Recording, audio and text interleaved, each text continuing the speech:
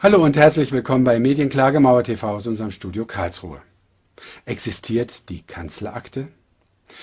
Man mag das Papier nennen, wie man will. Ob man es nun Kanzlerakte, Unterwerfungsbrief oder auch geheimer Staatsvertrag nennt, spielt keine Rolle.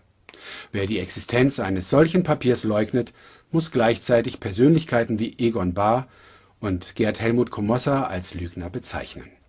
Der ehemalige Chef des militärischen Abschirmdienstes MAD, Gerd Helmut Komossa, berichtete in seinem Buch Die deutsche Karte sowohl über die Medienhoheit der Alliierten bis zum Jahr 2099 als auch über die Kanzlerakte, die jeder Bundeskanzler vor Ablegung des Amtseides zu unterschreiben hatte. Dies, um die Vorbehaltsrechte der Alliierten zu bestätigen. Gleiches berichtet der ehemalige Staatssekretär im Bundeskanzleramt Egon Bahr über Willy Brandt, der sich zunächst weigerte, den Unterwerfungsbrief zu unterzeichnen, um es letztendlich dann doch zu tun, genau wie seine Vorgänger Adenauer, Erhard und Kiesinger. Wie bekannt sein dürfte, existieren die alliierten Vorbehaltsrechte bis heute. Warum also sollte dieser Unterwerfungsbrief, wie ihn Egon Bahr nannte, nicht mehr existieren? Das Verhalten der politischen Akteure beweist eher das Gegenteil, nämlich die Existenz eines solchen Dokumentes. Der Chef der Linken, Gregor Gysi, spricht hier folgerichtig vom Duckmäusertum der Merkel-Regierung gegenüber den Vereinigten Staaten von Amerika. Recht hat er.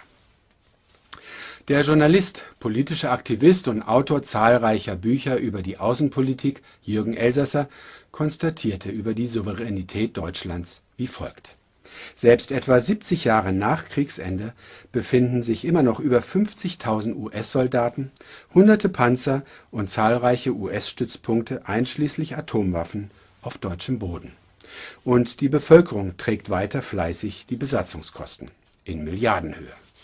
Damit finanzieren deutsche Bürger auch die menschenfeindlichen Drohnenkriege der US-Regierung, welche faktisch gesehen Hinrichtung ohne gerichtliche Urteile von Richtern darstellen. Todesstrafe ohne Gerichtsverfahren und das von deutschem Boden aus. The former head of the West German military intelligence has revealed secret details of a 1949 US-German treaty. In his book, The German Card, Gerd Helmut Komossa accuses America and its allies of deliberately suppressing the nation's sovereignty. Our teaser Katerina Grochova reports from Berlin. Looking around Berlin these days, you wonder if there is anywhere else with so much freedom of expression. 20 years after the wall fell and the most painful wounds have healed, there seems to be no more uncomfortable truths left for Germans. Yet some still manage to come up with hot potatoes.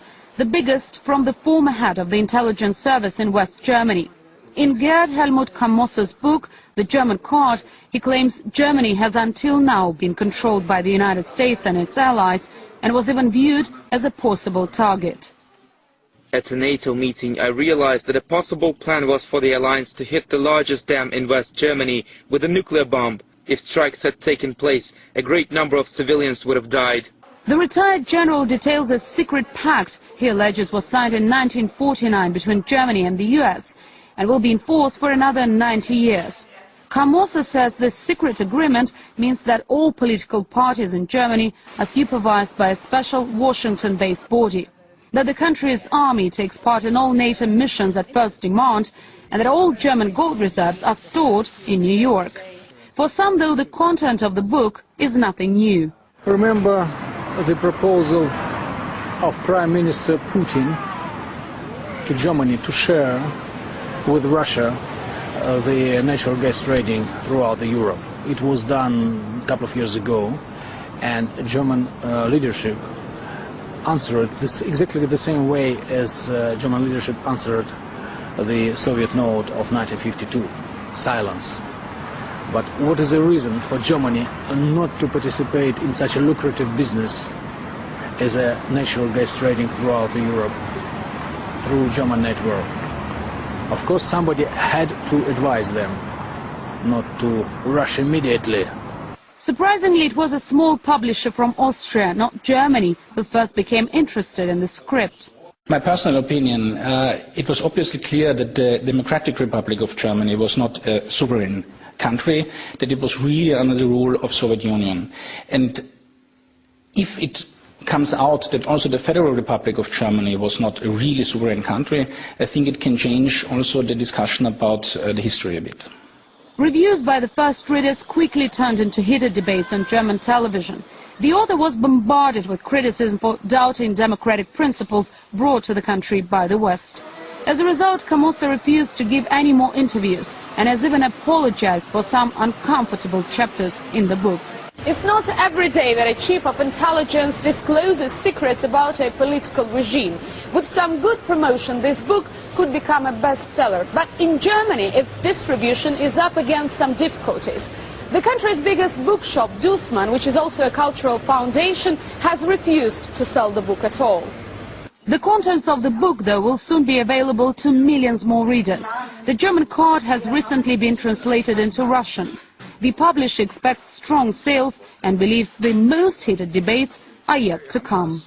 Екатерина Грачева, RT,